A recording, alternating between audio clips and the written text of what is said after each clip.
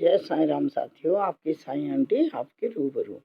साथियों, कई बार मेरे पास फ़ोन आते हैं या कई बार मैसेज भी करते हैं लोग कि आंटी हम सब कुछ कर रहे हैं, 9 दिए जलाकर बैठते हैं, साईं सच्चरित्र का पाठ करते हैं, कष्ट निवारण करते हैं और बाबा के मंत्रों का जाप करते हैं।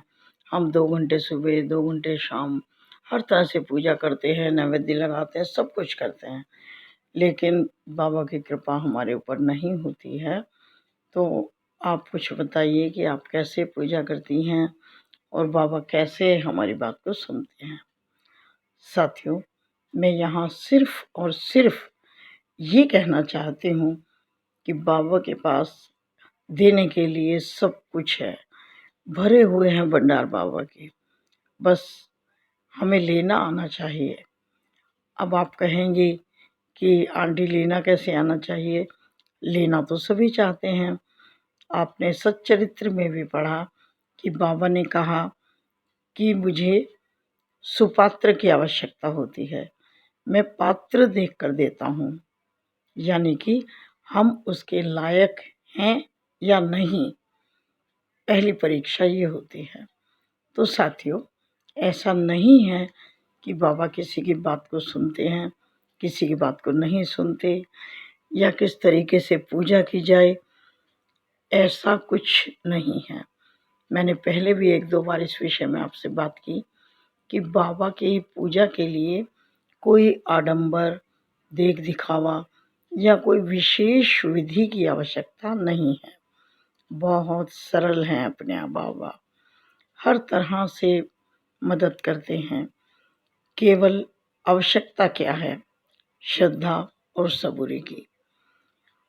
काम कहाँ पर नहीं होता, जहाँ हम अगर मगर किंतु परंतु करते हैं, हमारा विश्वास डामाडोल होते हैं, ये काम होगा या नहीं होगा, हमारे मन में दुविधा रहती है, या फिर हमारी श्रद्धा, हमारा विश्वास उन पर उस तरीके का नहीं होता जिस तरीके का होना चाहिए। हम केवल दूसरों की नकल करके वैसा ही करने लगते हैं। साथियों, ये भक्ति का कोई भी तरीका नहीं है। कहते हैं ना कि बीज उल्टा डले सीधा डले, जैसे भी बीज पृथ्वी पर डाला जाता है किसान के द्वारा, उसमें ये नहीं होता कि बीज सीधा डलना चाहिए या किधर डलना चाहिए, कैसे डलना चाहिए। वो जैसे भी डल जाएगा, पौधा तो उग ही आएगा।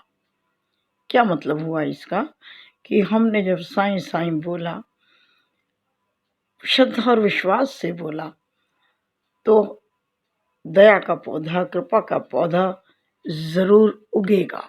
यदि हमारा विश्वास दृढ़ है, मजबूत है, डामाडोल नहीं है और हमारे अंदर धैर्य भी है, तो हमारी हर बात बाबा सुनेंगे।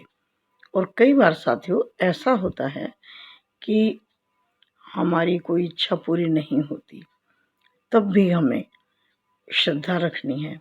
यही तो श्रद्धा है कि यदि हमारी अनुकूल कार्य हो गया तो हम श्रद्धा रखें, और यदि एक बार नहीं हुआ, 10 बार हो गया, उसका धन्यवाद तो कुछ नहीं। और जो एक कार्य अटक गया, कोई कार्य जल्दी नहीं हुआ, हमारी मनोकामना पूरी नहीं हुई, तो हम भटकना शुरू कर देते हैं। ये जो भटकना है ना, यही हमें बाबा से दूर करता है। साथियों, भटकना नहीं है, अपने विश्वास को इतना दृढ़, इतना मजबूत रखो कि परिस्थिति कैसी भी क्यों ना हो, हमारा मन, हमारी अंतरात्मा हमें शांत रखे और हमें ये दिलासा दे कि नहीं, बाबा हैं, वो देख रहे हैं, ज़रूर हमारी समस्या का हल होगा। आज नहीं तो कल होगा, लेकिन होगा ज़रूर। इसे कहते हैं श्रद्धा, इसे कहते हैं विश्वास।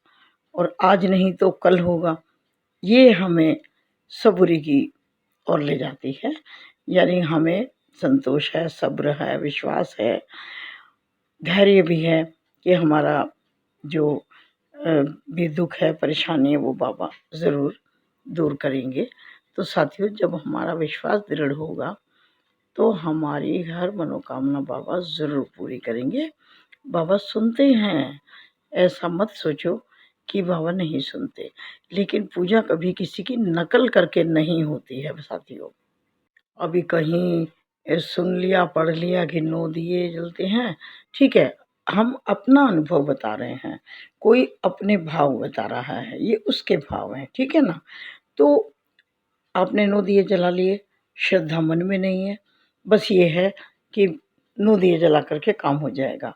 दिया तो 1 जलाओ या 9 जलाओ। श्रद्धा सबसे बड़ी चीज़ है, विश्वास सबसे बड़ी चीज़ है और हमेशा रखनी चाहिए। आशा करती हूँ कि आपको ये वीडियो अच्छी लगी होगी और साथियों यदि अच्छी लगी हो, पसंद आई हो, तो इसको लाइक और शेयर कीजिएगा ताकि सभी साईं भक्तों तक ये बात पहुँच जाए, ठीक है? और यदि आप साईं आंटी चैनल पर नए हैं, तो आप पहले साईं आंटी चैनल को विज़िट कर लीजिएगा और यदि आपको पसंद आए, आपको लगे कि मैं कुछ कार्य करने का प्रयास कर रही हूँ, तो आप सब्सक्राइब, लाइक एंड शेयर ज़रूर कीजिएगा। अपने साईं आंटी को सपोर्ट कीजिएगा। Thank you.